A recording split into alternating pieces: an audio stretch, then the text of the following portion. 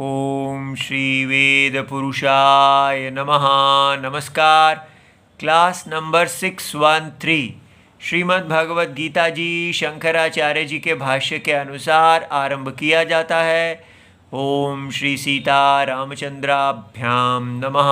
नमो गुरुभ्यः।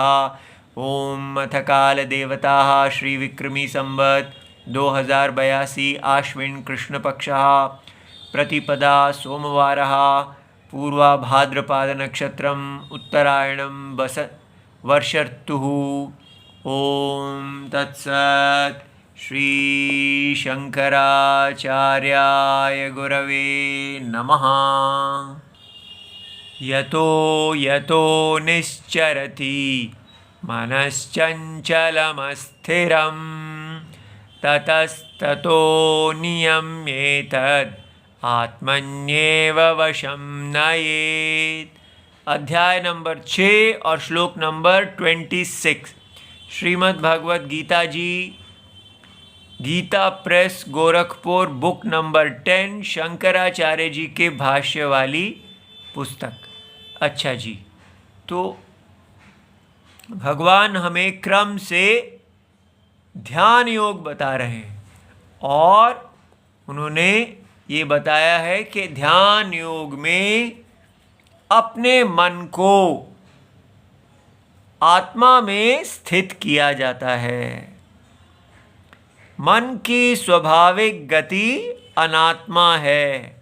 अनात्मा का अर्थ है नॉट आई, न आत्मा, और आत्मा का अर्थ है आई, अर्थात मैं प्रत्यय का विषय, वास्तव में जो आय है। इसलिए शरीर और शरीर के द्वारा भोगा गया ये संसार आत्मा नहीं है। ये अज्ञानी को आत्मा लगता है, किंतु ज्ञानी के लिए इस सारे इंद्रियों के व्यापार को व्याप्त करने वाला सत्यम, चेतन, चित, आनंद रूप शांत आत्मा, साक्षी, वो आत्मा है। तो इसलिए ये हमको बता रहा है कि कैसे आपने अपने मन को धीरे धीरे स्थित करना है। तो इस बात को समझना है कि हमें भगवद गीता जी इसलिए समझने में और भी कठिनाई होगी क्योंकि हमारे सारे के सारे शास्त्र को पूरी तरह हाईजैक कर लिया गया है। हमको जो पिलाया जा रहा है अपने भगवद गीता आदि वैदिक शास्त्र के रूप में, वो सब कुछ धोखा है। कैसे? देखिए, जैसे हमको बताया गया है कि दिवाली क्या होती है, तो हमें कहते हैं Diwali is a festival of lights. जहाँ जिस उत्सव में दीपोत्सव, दीप जलाते हैं, दीप जलाने का उत्सव, और उसका क्या उद्देश्य होता है? अच्छाई जो है वो बुराई के ऊपर जीतती है। ये परिभाषा हो गई। अब बताइए, क्या यही हमारा धर्म है?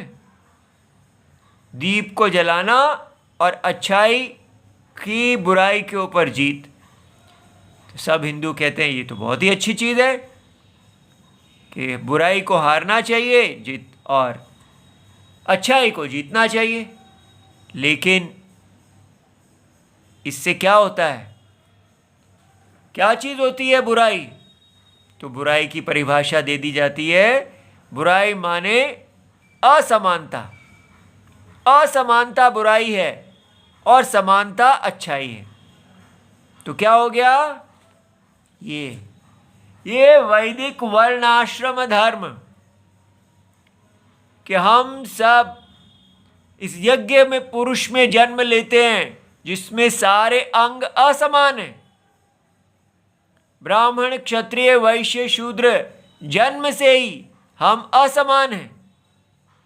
तो क्या हो गया, हमारी दिवाली का मतलब क्या हुआ, ये जो व्यक्ति वर्ण आश्रम धर्म को की हार और केवल बाजार धर्म की जीत, उल्टा हो गया।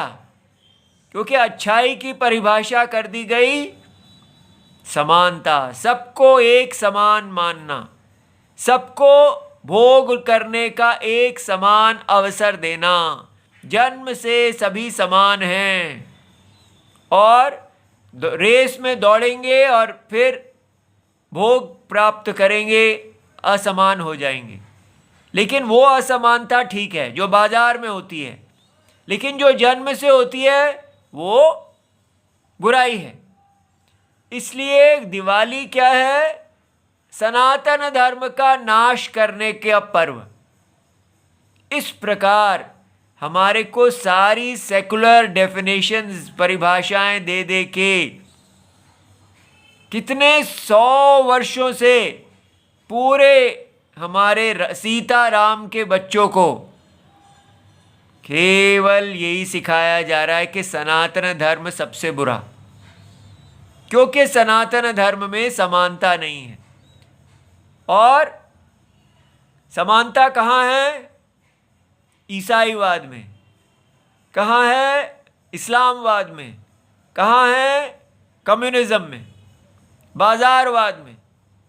इस प्रकार पूरी सनातन धर्म की जड़ें काटते जाओ, पूरी परिभाषा ही खत्म कर दो। इसलिए वैदिक हम लोग कोई अपने धर्मशास्त्र पढ़ने का आवश्यकता ही नहीं समझते, क्योंकि हम समझते हैं अच्छाई का मतलब बस बाजार में जाना और बाजार में compete करना। सब लोग IIT करो, एम्स में जाओ, ये बनो, प्रोफेशनलिज्म। सारा हिंदू अपने वैदिक स्वधर्म को इसलिए छोड़ रहा है क्योंकि ये अच्छाई है। अच्छे लोग वही होते हैं जो अपने किसी स्वधर्म को नहीं मानते, जो केवल यही कहते हैं सच बोलो, झूठ ना बोलो। लेकिन सच किसके लिए बोलो, अपने एम्प्लॉयर के लिए, जो आपको नौकरी देता है उसकी आज्ञा मानो। इस प्रकार हमको हिजड़ा बनाया जाता है और हम ये पिए चले जा रहे हैं। और कौन बना रहा है, हमारे ही भगवाधारी गुरुजी लोग, वो सब इसी को पी रखे हैं या बिके हुए हैं। इसलिए आपसे प्रार्थना करते हैं कि हम एक ऐसी स्थिति में हैं जहां हमारे पास 100% कुछ भी नहीं है, आश्रय विहीन, कोई मार्गदर्शन करने वाला नहीं है, और हम स्वयं ही सारे उल्टे आइडियाज़ को लेके बैठे हैं। ऐसी स्थिति में राम जी की शरण ही हमें बचा सकती। हम तो इसी शरण से बचे हुए हैं। जिस शरण ने हमें बचा रखा है हम उसी का ही उपदेश कर सकते हैं आपको। ये अच्छाई बुराई जो बाजार में बिक रही है और हमको हर सनातन धर्म से काटा जा रहा है, इसको छोड़ के हमको राम जी से कहना है, हे राम जी आप बताइए, आप हमारे गुरु हैं, हमें क्या करना चाहिए, क्या सत्य है और क्या असत्य है। इसलिए यहाँ देखिए, यहाँ हम ध्यान योग पे पहुँचे हैं। कैसे पहुँचे हैं, कितनी लंबी यात्रा हमने तय की है। वैदिक असमानता का धर्म, जन्म से ही असमानता, वर्णाश्रम लक्षण। और कल हमने देखा कि आश्रम धर्म क्या होता है, ब्रह्मचारी का गुरुकुल वास धर्म, वो सब छूटा हुआ है। उसके बल पे अभी हम यहाँ पहुँचे हैं। ध्यान योग, कर्म सन्यासी का धर्म। लेकिन ये सब को बाईपास नहीं किया जा सकता। आशा है जो लोग आप इसको सुन रहे हैं वो अपने स्वधर्म में लौटेंगे या प्रार्थना करेंगे कि हम स्वर्ग में अपने स्वधर्म में लौटें। आज ही हमने एक चित्र देखा है, उसमें एक अंग्रेज एक वृद्ध महात्मा से बात कर रहे हैं और कह रहे हैं, क्या आप मुझे एनलाइटनमेंट कर सकते हैं, क्या आप मुझे तत्व का ज्ञान दे सकते हैं। और वो बूढ़े सन्यासी कह रहे हैं, हाँ, लेकिन अगर मैं कहूँ ये सारा कुछ केवल है ही नहीं तो तुम क्या कहोगे। माने सीधा ही कुछ है ही नहीं, जैसे बुद्धिज्म पे ले गए। ये कहा ही नहीं कि ये सारा सत्यम है और सत्य के बारे में एक माया शरीर है, उसमें यज्ञ है इत्यादि, कुछ नहीं। जो बुद्धिज्म कहता है, आपको जो बाजार में बेचना है बेचो, भगवत गीता खोलो और बेचो बुद्धिज्म। बुद्धिज्म वाले कहते हैं आपकी भगवत गीता जो है वो सब हमारे से ही चुरा रही है, और वो सत्य ही कह रहे हैं, क्योंकि हम अपनी भगवत गीता पढ़ा ही नहीं रहे, हम उन्हीं का ही शून्यवाद पढ़ाए जा रहे हैं, क्योंकि बाजार में मेडिटेशंस बिकती हैं। इसलिए हम यही कह रहे हैं सब इल्यूजन है, कुछ है ही नहीं। वो तो सारा बुद्धिज्म है, ठीक है। इसलिए यहां कहा जा रहा है सब कुछ नारायण है, अंतरात्मा सब कुछ है। इसलिए देखिए यहां कहा जा रहा है कि आत्मसंस्थम मन कृत्वा, मन को आत्मा में स्थापित करके। और बुद्धिज्म में तो है कि आत्मा है ही नहीं, सब कुछ इल्यूजन है। इसलिए बाजारू माल से बच के राम राम राम राम, इस प्रकार राम जी की शरण लें, ठीक है। अब ये देखिए क्या हो रहा है, हम कहाँ हैं। हमको कहा जा रहा है कि आत्मा में अपने मन को स्थापित करो। और वो कैसे किया जा रहा है, हमको आत्मा दिखनी चाहिए, अनुभव में समझ में आनी चाहिए कि हाँ यहाँ पर सर्वसाक्षी आत्मा है, जिसके अंदर ये सारा जगत, कल्पना, माया रूप जगत स्थित है।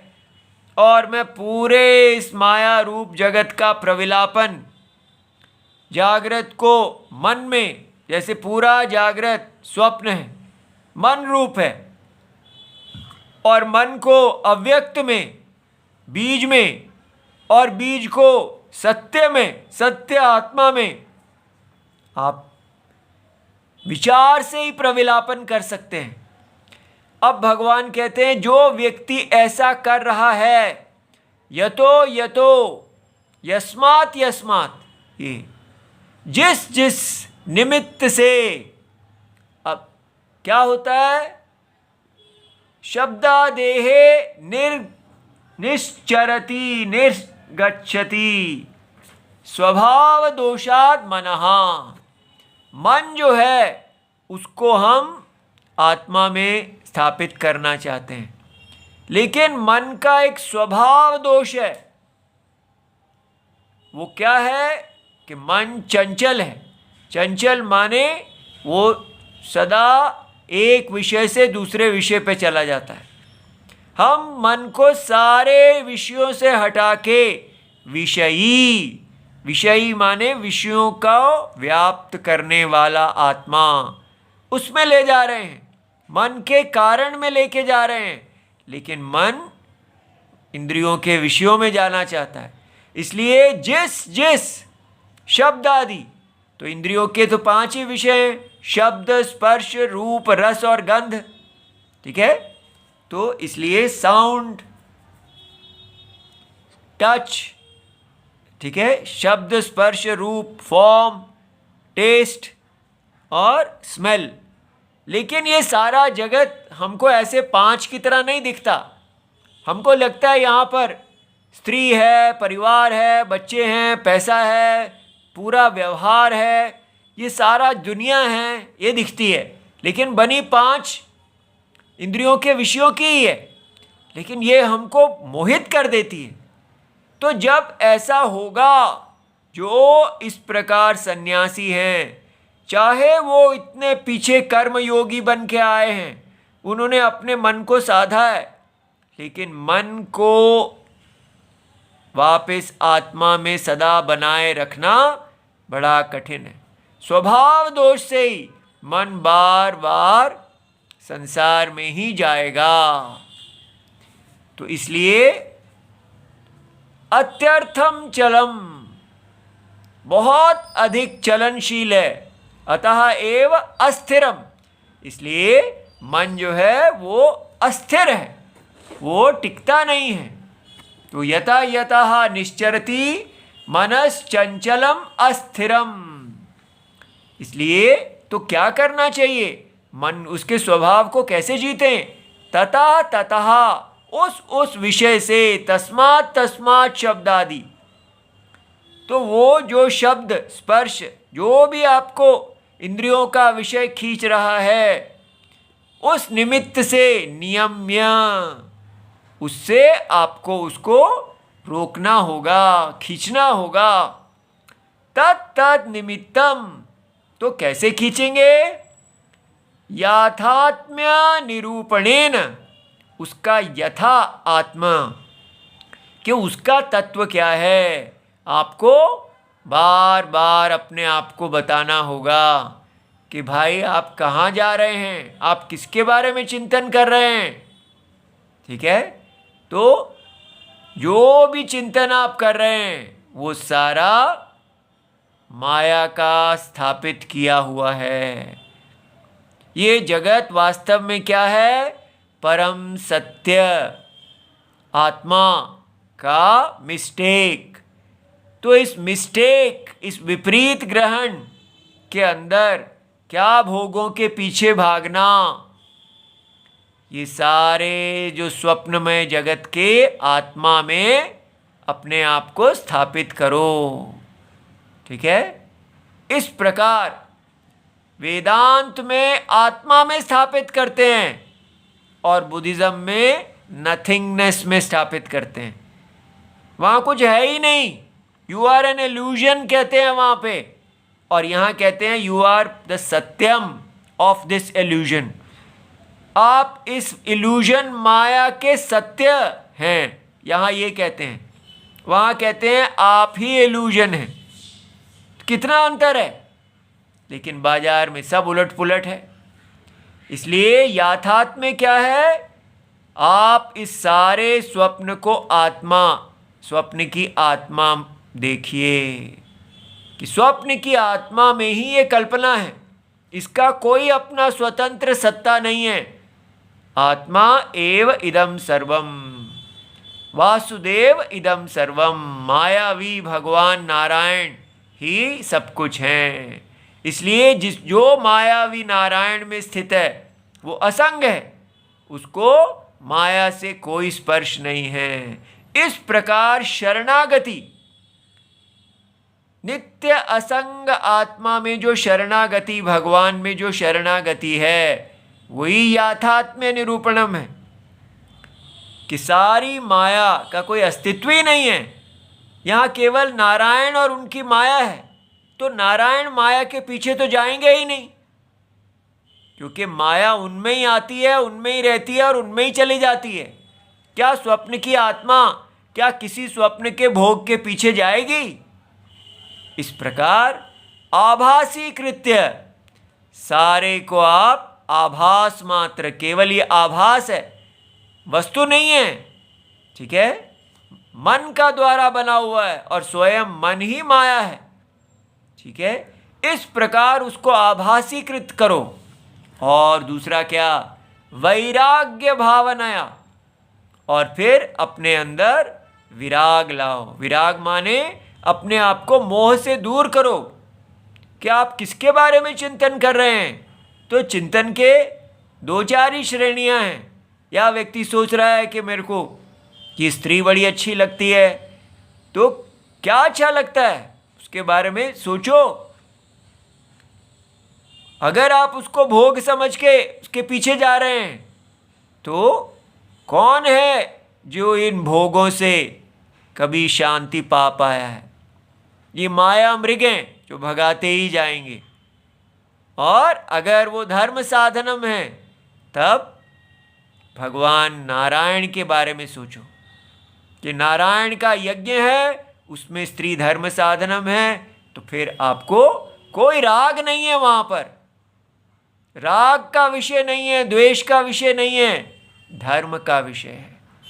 इस माया यज्ञ में धर्म है जो हमको मोक्ष की तरफ लेके जाता है, और राग मृत्यु की तरफ लेके जाता है। इस प्रकार आभासी कृत्य, ये अपने मन में सदा ये विचार चलता रहना चाहिए। ये दो चीज़ें हैं, उसको आभास कर दो, और वैराग्य अपने अंदर उसके प्रति कि इसमें कोई वैल्यू है ही नहीं, ये तो अनर्थ है। ठीक है, संसार के सारे भोगों को अनर्थ देखना।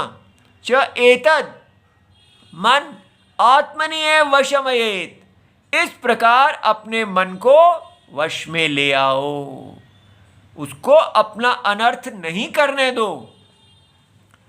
आत्म वश्यताम आपादयेत, इस प्रकार सदा आत्मा के वश में। क्या मन जो है उसकी सारी गति अविद्या कल्पित है, सत्य आत्मा में कोई मन इत्यादि है ही नहीं, और अगर है भी वैराग्य में तो उसकी सारी गति अनर्थ के लिए है, मोह परायण है।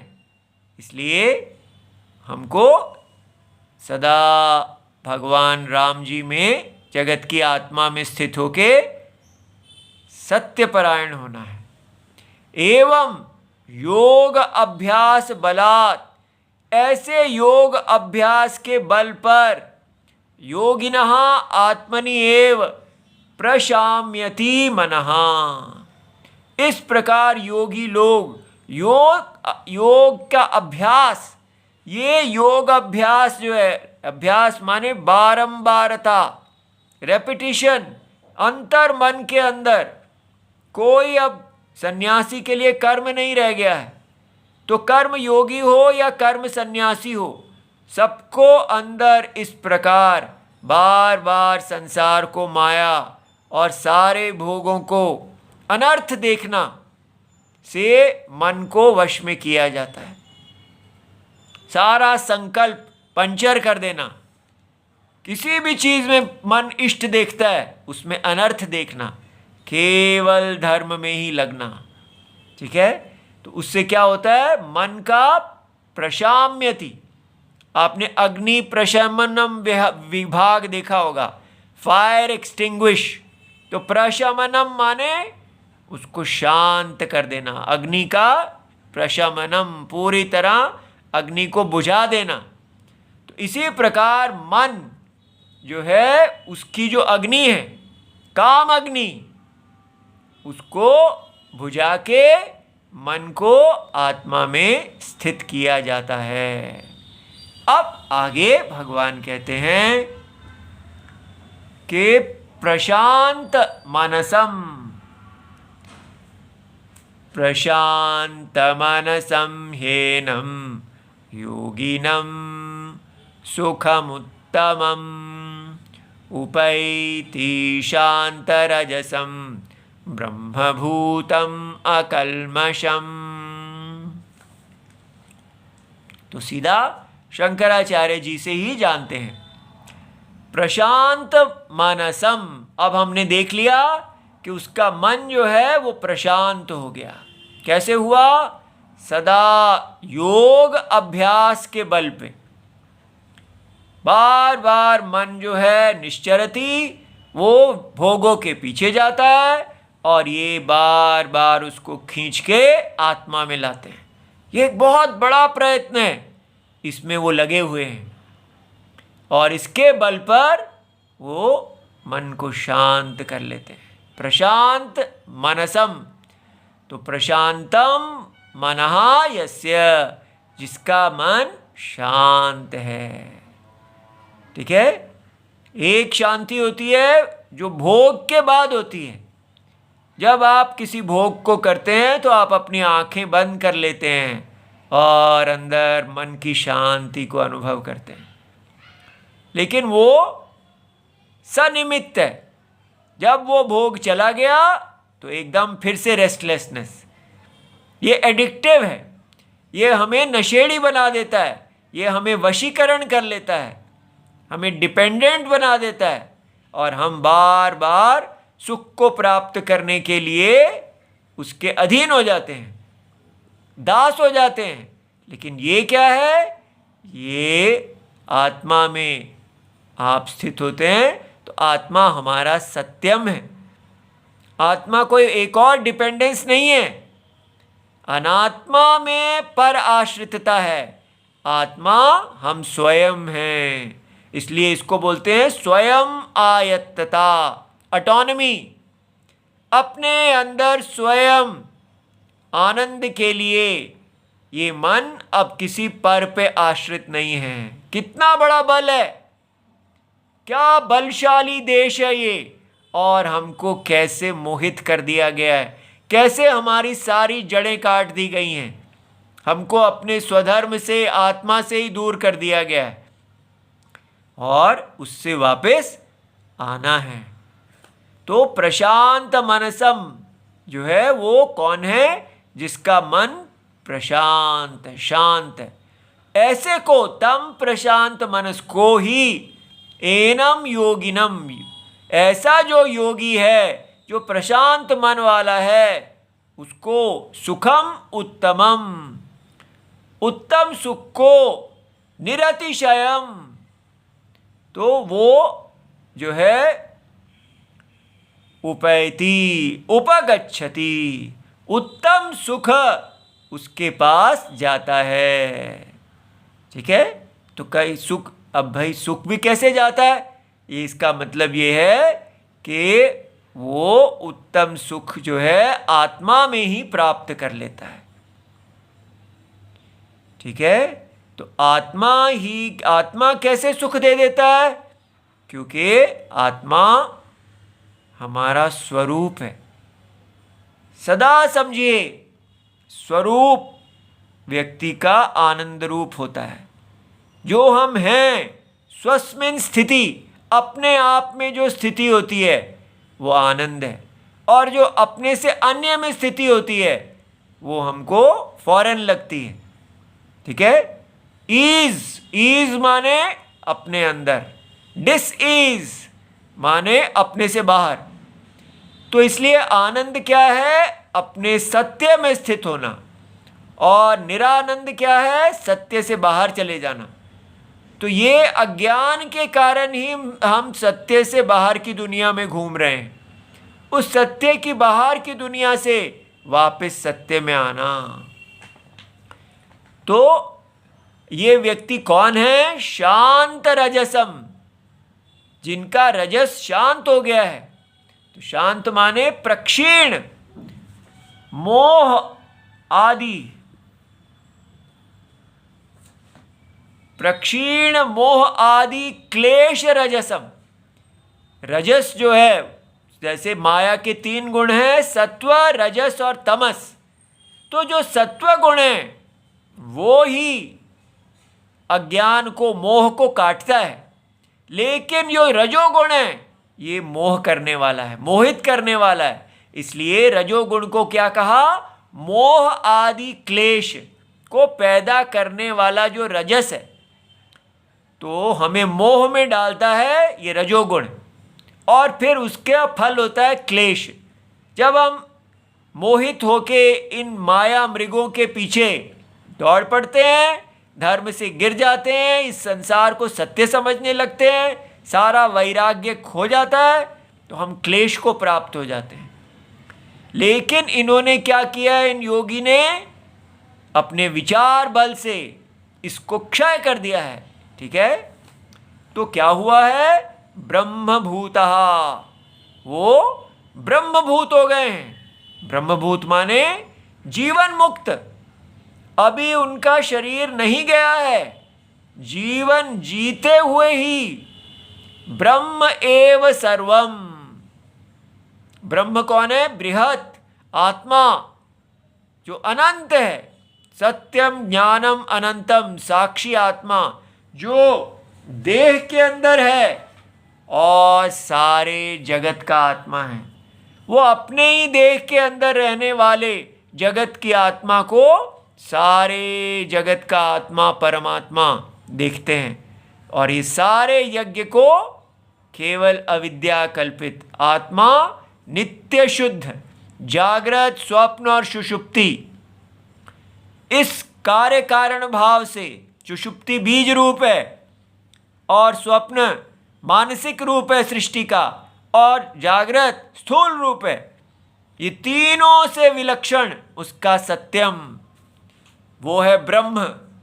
तो ब्रह्म एव इदम सर्वम, ब्रह्म एव सर्वम इति एवं निश्चयवंतम, ऐसा निश्चय कर लिया उन्होंने, सत्य को जाना।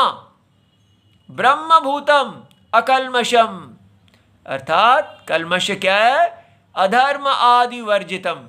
जो व्यक्ति मोह के अधीन आके सब अधर्म करता है, अपने आप को करता देखता है, अविद्या भूमि में जो सारा उसका पूरा अविद्या भूमि ही समाप्त हो गई, वो विद्या भूमि में पहुंच गए।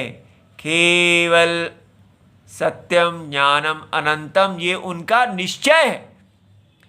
ठीक है, तो ज्ञान जो है, वस्तु जो है, वो अपने निश्चय से जानी जाती है।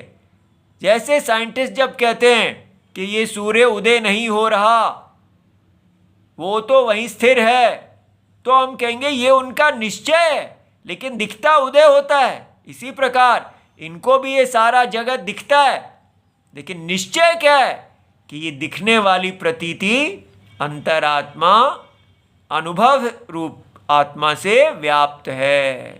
इस प्रकार निश्चय जिसने कर लिया और उस निश्चय में वो स्थित है और अनुभव रूप से देखते हैं, ऐसे हमारे योगी हो जाते हैं। हमें भी ऐसे ही बल से इस दिशा में चलना चाहिए। ओम नमो भगवते वासुदेवाय। प्रणाम।